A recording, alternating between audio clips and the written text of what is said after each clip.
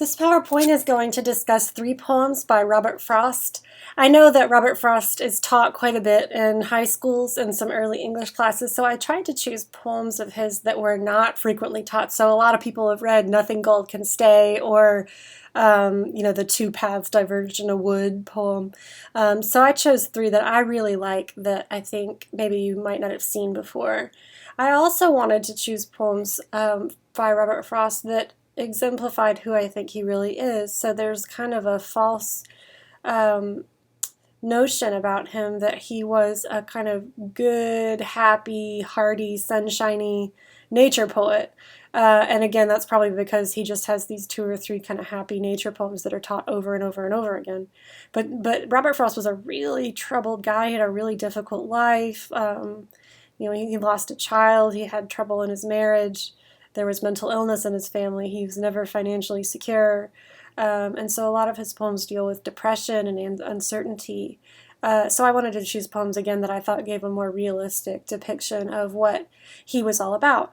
I included Robert Frost in the modern section, and he is a modern poet, but he has a really traditional sound. So all of his poems rhyme. A lot of them are written in strict meter. So I want us to talk to you about the things that make him modern, because it seems like he's not following a lot of the rules that the other modern poets are. Okay, first I gave you this poem called Reluctance. So let's look through the poem. It has 4 stanzas, and each one kind of addresses a different thing. So the first one sets sort of a scene. He says, "Out through the fields and the woods and over the walls I have wended. I have climbed the hills of view and looked at the world and descended. I have come by the highway home, and lo, it is ended." So we have kind of a story, a summary of this guy's life. He says, I've traveled the world, I've climbed the mountains, I've looked at the world from these tall viewpoints. Now he says, I have come by the highway home, and lo, it is ended. So there's a sense that everything is kind of coming to a close, that maybe he's getting old and his travels are sort of coming to their end. Notice this poem is written in sestets, so it's stanzas of 6 lines each.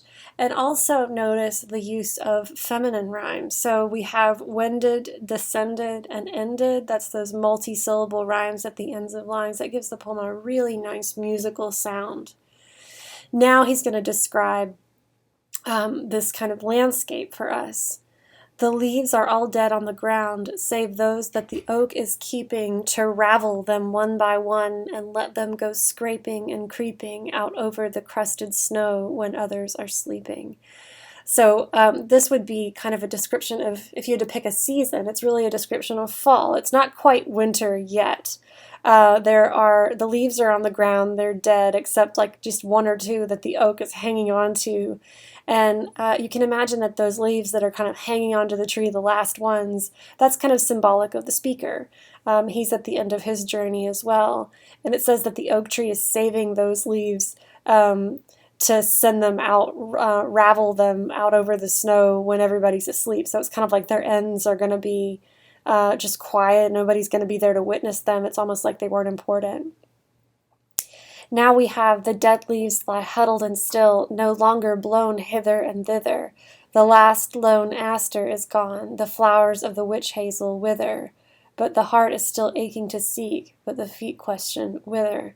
I want you to notice all of the nice internal rhyme that would be like assonance and alliteration.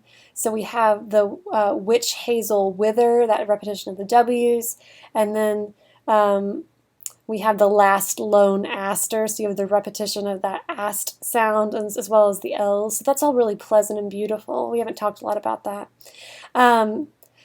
So here we have a further description of the landscape kind of decaying and dying. And then at the very last minute, he sticks this stuff in about the heart. He says the heart is still aching to seek, but the feet question whither. So the heart still wants to go on adventures and be, free and travel. But the feet ask, how can we? Where could we go? It's kind of too late. And then we end the poem with a question.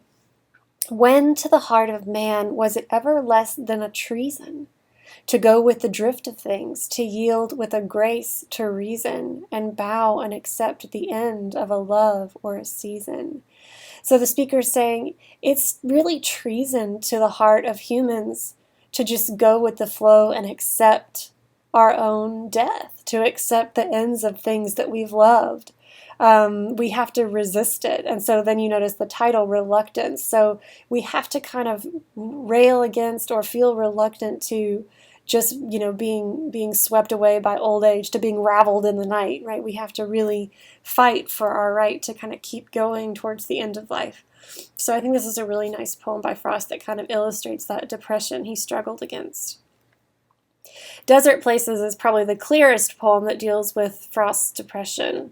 So yes, it is a kind of a poem about nature, but nature here is really symbolic of Frost. So let's read this. Snow falling and night falling fast, oh fast. In a field I looked into going past, and the ground almost covered smooth in snow, but a few weeds and stubble showing last. So if you can picture this, there's like a white field that he was going to walk home past it. And it's covered in snow. We don't get a lot of that down here, but if you can picture this field and all of the tall weeds and everything are completely covered by snow, except you can see the very tip tops of the weeds. He says, the woods around it have it. It is theirs. All animals are smothered in their lairs. I am too absent-spirited to count. The loneliness includes me unawares. So he says, the woods really kind of own this little clearing, and all of the animals and all the living things are smothered in their lairs, so like they're all hibernating. But I don't even count. I don't even count as a living thing here. I'm sort of like a ghost almost. And so he says, lonely as it is, that loneliness will be more lonely ere it will be less. So even now you can still see the tips of the weeds, but soon it'll be completely gone. A blanker whiteness of benighted snow with no expression, nothing to express. So now we get this, in the last stanza, we get this they. And I want to suggest to you that Frost, kind of like E. E. Cummings, is talking about the church. So Frost he didn't really believe in God, and he resented that the church would kind of try to control people. So look at these lines in that context. He says, they cannot scare me with their empty spaces between stars. So think about God sort of being like the stuff in space or in the sky between stars. And so he's saying, the church can't scare me with the mysteries of God or hell. Stars where no human race is. I have it in me so much nearer home to scare myself with my own desert places. So he says, I don't need the magical hell, fire, and brimstone to scare me. Inside me is this desert place, this, kind of inner frozen landscape where nothing grows. So I can terrify myself, thank you very much. So this is, to me, like kind of a definitive poem about what depression feels like. I wanted to leave you with kind of an uplifting poem. This is a really rare one from Frost. It's almost never taught, but it's such a nice poem. It has such a really interesting rhyme pattern, so I want you to pay attention to that as we look at it. So Frost was famous for living in Vermont. He's like the Vermont state poet, kind of, and he had apple orchards, apple trees. So this poem kind of references that. He says, a scent of ripeness from over a wall, and come to leave the routine road and look for what had made me stall, there sure enough was an apple tree that had eased itself of its summer load, and of all but its trivial foliage free, now breathed as light as a lady's fan. So he smells this kind of like sweet rotting fruit smell, and that makes him leave his regular route and go and look for it, and he finds this apple tree that has eased itself of its summer load, which is such a pretty way of saying that all the apples fell off. So everything is gone except the leaves, and the apples are all just sitting under the tree, rotting. He says, for there had been an apple fall, as complete as the apple had given man. So I want you to think about that for a moment. What apple caused the fall of man, right? It was the apple in the Garden of Eden. So kind of a play on words here. There was a complete apple fall, as complete as the apple had given man. The ground was one circle of solid red. So think about how beautiful that must be. A tree with a perfect circle of red fruit on the ground underneath it. So Frost is kind of praising that beautiful thing. May something always go unharvested. May much stay out of our stated plan. apples or something forgotten and left, so smelling their sweetness would be no theft. So ultimately he says, it's great to have a plan for your life and, plan to pick your apples, but it's really nice when we kind of forget about something or are surprised by something and just let the apples fall on the ground. And what a beautiful surprise this was for me today.